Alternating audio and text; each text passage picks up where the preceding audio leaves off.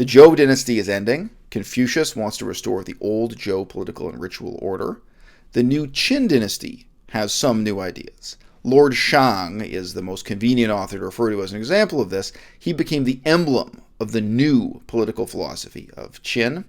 And then step 3, after the collapse and end of the Qin dynasty, the Han dynasty has authors who reevaluate the historical significance of the Qin. They largely evaluate it negatively. And we then have the ongoing disputes between Confucianists and legalists as to what the future of China should be. Already with these two quotations, and believe me, I have more, already with these two quotations, we see that Confucius is living with the delusion that if only he could take over the leadership, if only he could get himself some sort of position like prime minister or viceroy in government, within 3 years he could completely transform the social order, he could completely return China to its former glory under the Zhou dynasty. But moreover, he isn't just willing to go to job interviews, he's willing to join in armed rebellion. He's willing to join in the revolution. He's willing to support rebels who are in a state, well, they're starting a civil war. How many of these names do you recognize? These are some of the greatest, the most important authors, political philosophers in the history of China, and they're some of the most important in the history of the world. And they're not just important in the past tense, they're important and influential for more than 1 billion people in China right now. They're going to be even more important as the next 50 years of our history unfolds. How many of these names have you heard of? And for those of you in the audience, maybe who have a bit of background in this area, who've studied it in university, if you've heard of the names, how many of these books have you actually read? And I don't even mean cover to cover. How many of these books have you even read 10 pages of? Let's be honest now. A lot of us have read a few selected quotations from Confucius, but you may not have read 10 pages. There was a lecture here on YouTube from a university professor who began by asking the audience how many people had actually heard of, let alone read, Hanfeizi. He praised his audience for being honest, because apparently almost nobody raised their hands. And he said that before giving the lecture, he went and checked with the library. And the library had records going back about 100 years. Nobody had ever taken the book out of the library. Nobody had ever requested the book, neither in Chinese nor in English translation. So in the year 2020, we're going through a really interesting period of transition. The importance of Chinese political philosophy is recognized everywhere. And again, not just its importance historically or retrospectively, its importance here and now and for the future. This is still providing not just the vocabulary of Chinese political debate, it's not just providing references in Chinese political discussions. It really is, in a meaningful sense, part and parcel of ongoing political discourse, political philosophizing in the People's Republic of China and in places like Singapore, Hong Kong, and Taiwan. Everyone recognizes the importance of this corpus of literature, but nobody reads it. Nobody in English reads it. Nobody in French, German, nobody in the Western world has been paying attention to this literature, while at the same time we've all been recognizing its tremendous importance. This is not an entirely negative situation. The political philosophy of ancient India, the political philosophy of medieval Thailand, Cambodia, Laos, there are myriad cultures all over the world that actually do have written records, at least going back several centuries. They have their own written history, their own written political philosophy, political discourse, and that's being completely ignored, and nobody recognizes the importance of it at all. So we're going through a period of transition now. The modern West recognizes the importance of these things, but has ignored them, and we're going to shift to recognizing the importance of these things and not ignore them. So here we get into our first problem. Ancient Greece has left us relatively few authors with relatively few pages extant concerning politics or political philosophy. There are just a few famous names that are studied by a small elite within our society, but we all recognize their importance. Some of you may complain that Aristotle's Politics, in fact, has a great many pages. The history written by Thucydides has a great many pages. Yes, but if you read those two books, you've read pretty much the majority of what there is to read on politics of the ancient world. Yeah, there are a few other ancient Greek authors I can shout out here, but it doesn't add up to all that much. When we shift to ancient China, we're talking about mountains of manuscripts, huge amounts of text from a long list of many different named authors. The good news is that this huge quantity and this huge diversity of ancient Chinese political texts fits into a simple historical narrative. Now, you should always be suspicious of simple historical narratives. They tend to be both overly simplistic and to reflect the impulse of modern readers to want to simplify history. And there's some truth to that. Nevertheless, it's very useful and kind of reassuring that we can all keep our own sanity as we wade into this huge quantity and diversity of text, that there is this historical narrative, you're going to learn in just the next couple of minutes, to help us keep straight what these texts were, what their political significance was, and indeed what their political significance now is, because this is very much a tradition that is ongoing. One footnote here. The bad news, as noted at the bottom of the screen, a lot of Chinese popular culture, makes propagandistic use of this historical narrative. The extent to which mainstream Chinese movies misrepresent, misinterpret, wildly reinvent this history, it's just kind of mind-blowing to me. And given that many children grow up watching these films, whether you regard them as popularizing entertainment or as political propaganda or both, because they're both, it's very easy to see how a child who grows up watching these movies would, as an adult, have mixed misapprehensions about who these historical figures were, what their political significance now is. So expect controversy. If you talk about these subjects with Chinese people, they may get angry at you, they may get confused, and it's unlikely to be that they're mouthpieces for Communist Party propaganda.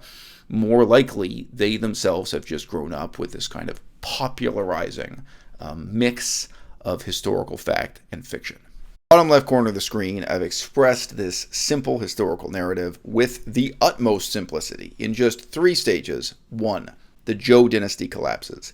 Keep in mind, the Zhou dynasty, you're talking about roughly 800 years of history. Comparisons are odious, but the collapse of the Zhou dynasty would have been, for people in China at that time, an event much more significant than the collapse of the Roman Empire in Europe. So the collapse of the Zhou dynasty, step 1 here, it was a big deal. Step 2, the Qin dynasty, emerging out of what's called the Warring States period.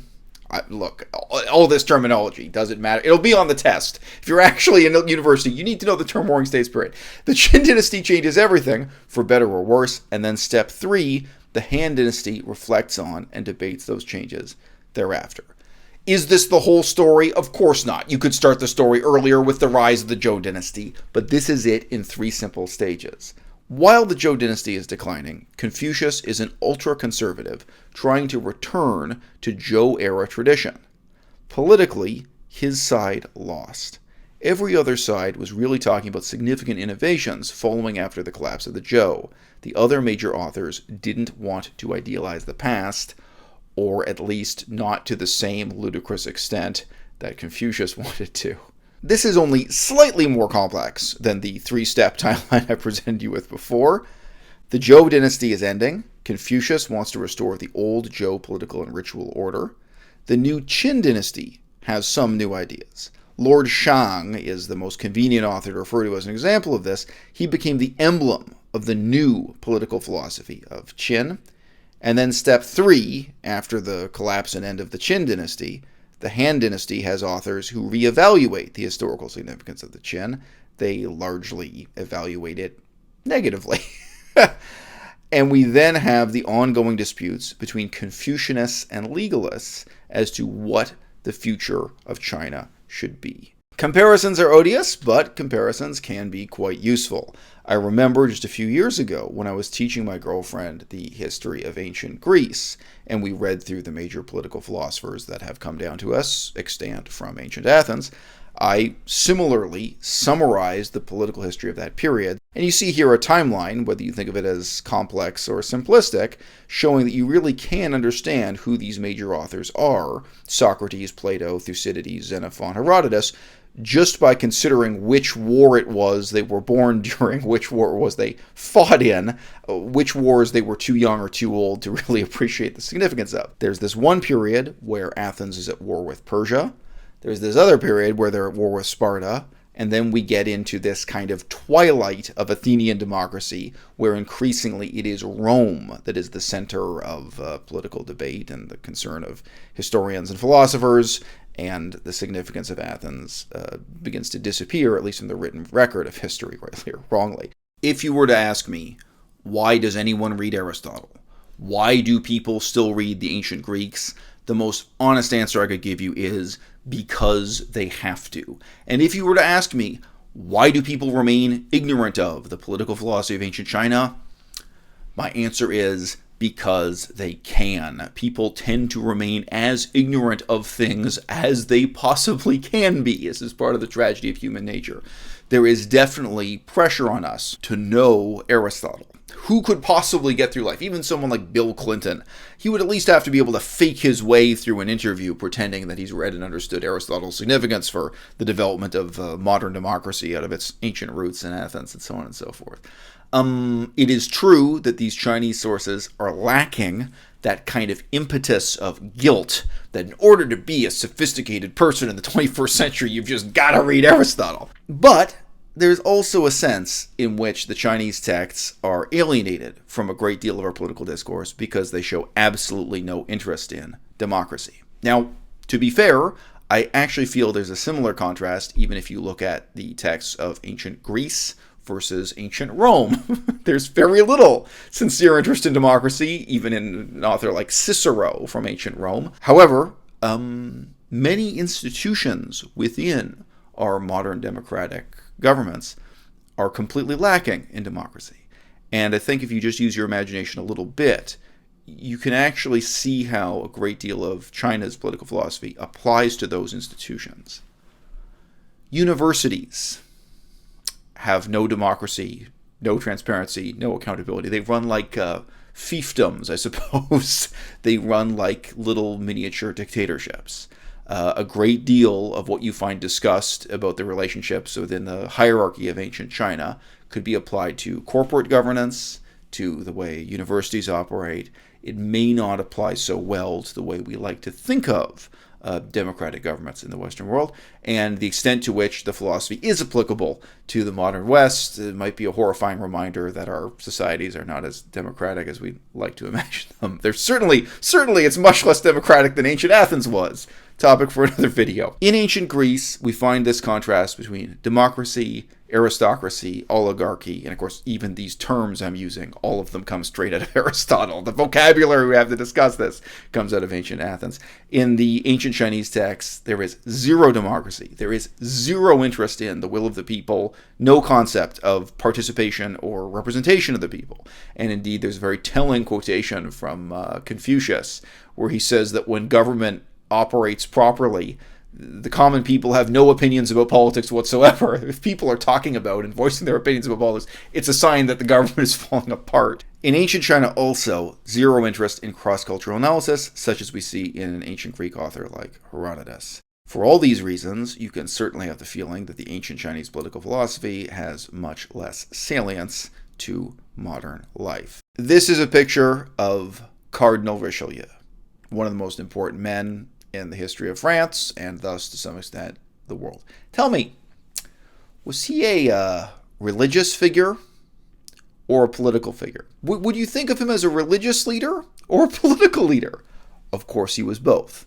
We are raised with the delusion in the 21st century Western world, not that religion and politics are one thing that we forcibly separate, but that they're intrinsically and inherently separable and always have been.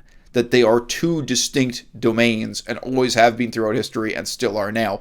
Nothing could be further from the truth. This is totally untrue in the history of the Western world. It's totally untrue in ancient Athens and ancient Rome. It's totally untrue in medieval Europe, and it's untrue in the modern world now. But it is a delusion we cling to. And when we look into the texts of other cultures, when we look at ancient India or ancient China or ancient Thailand or anywhere else, we tend to separate, even if it's just literally separating into different books on different bookshelves or different lectures in the university that day, we tend to separate the religious from the political. Each and every one of the extant authors we have about politics in ancient China was also writing about religion. There is no separation to be found. It's extremely misleading to think that Confucius wrote about religion and not politics, or that a secular author, a so-called secular author like Han Fei, wrote about politics but not religion. I can quote you long passages from the Han Fei that are 100% Taoist spiritual philosophy. It's just, let me put it this way. The idea that Confucius is not interested in politics, this could only be created and sustained by very selective quotation and concealment of about 90% of the text, and the idea that Han Fei is not interested in religion, likewise, would involve a great deal of cherry-picking and sleight of hand. And now you get this disclaimer at the bottom of the screen in yellow that I don't want to talk about how it's some kind of terrible mistake to separate this corpus of ancient Chinese political texts into Taoism, Confucianism, and legalism. One of the reasons why that is a mistake is that it creates this pleasing illusion that somehow Confucius was a religious leader but not a political leader, and that some of the other authors were political leaders but not religious leaders, and that's really misleading and dangerous and wrong.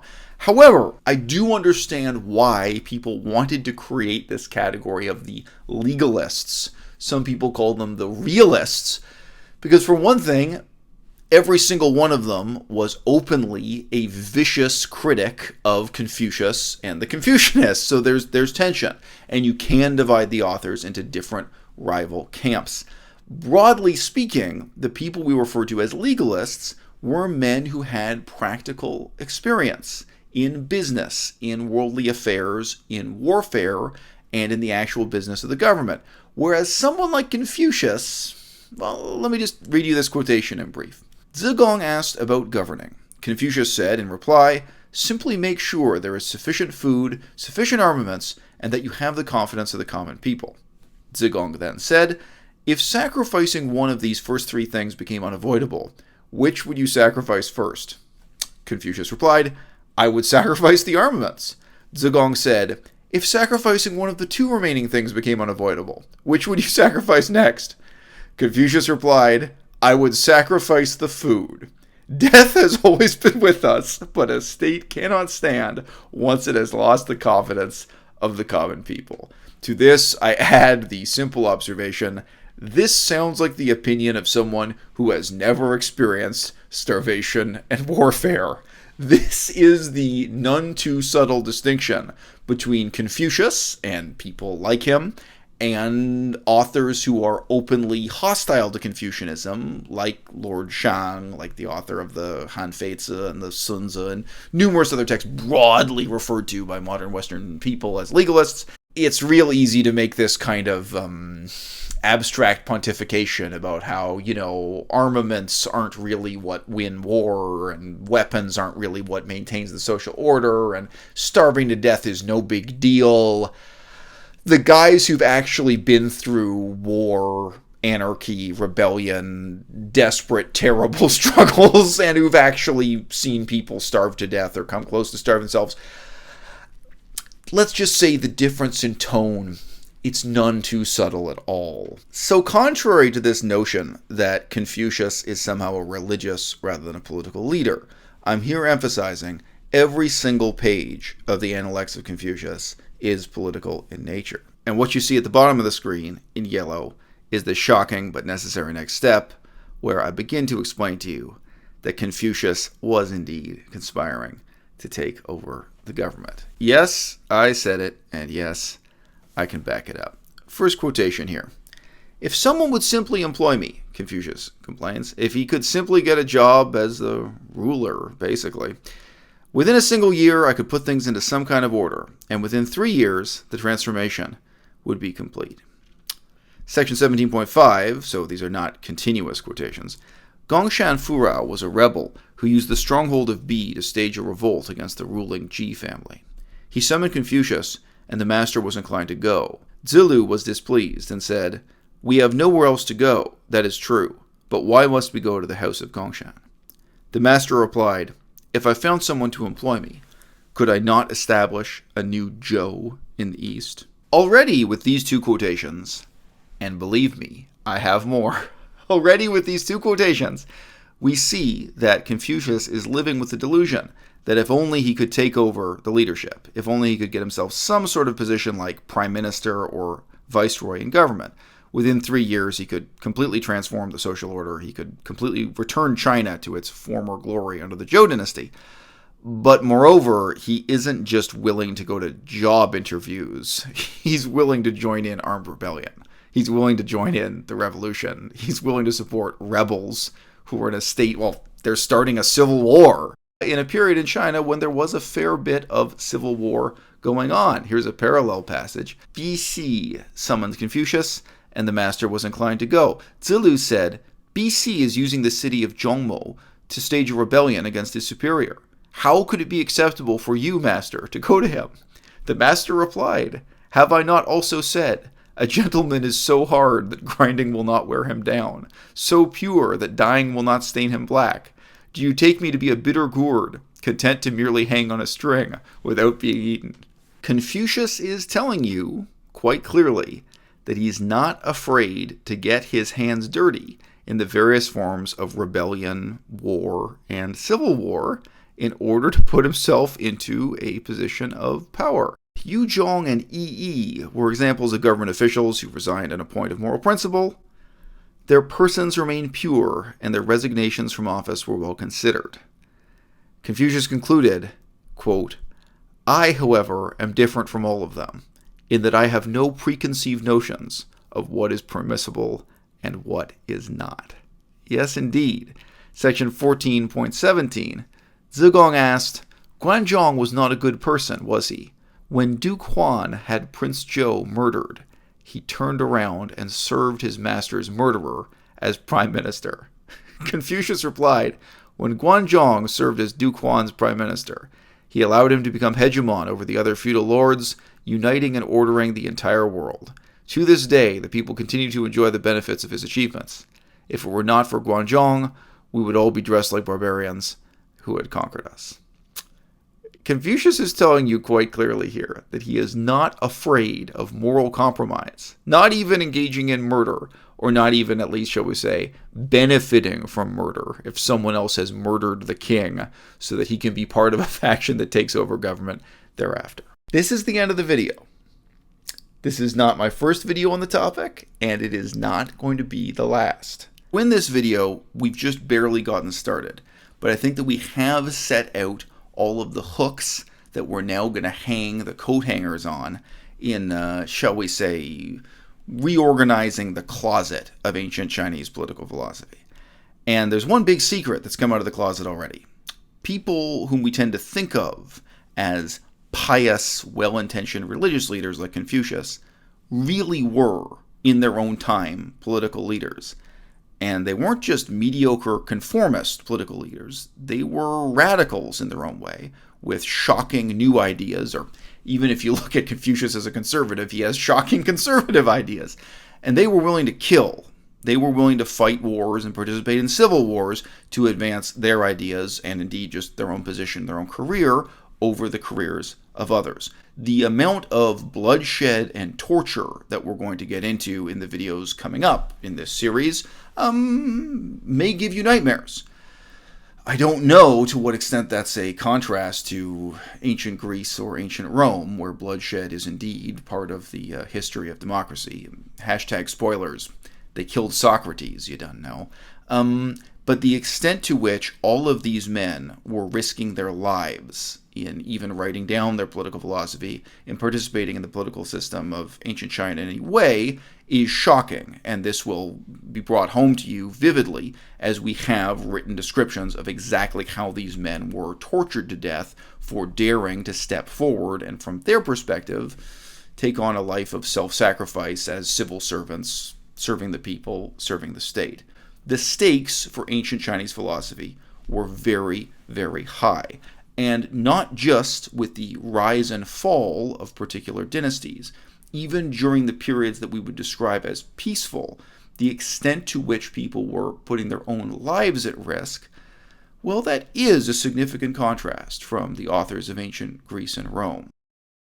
Does it matter?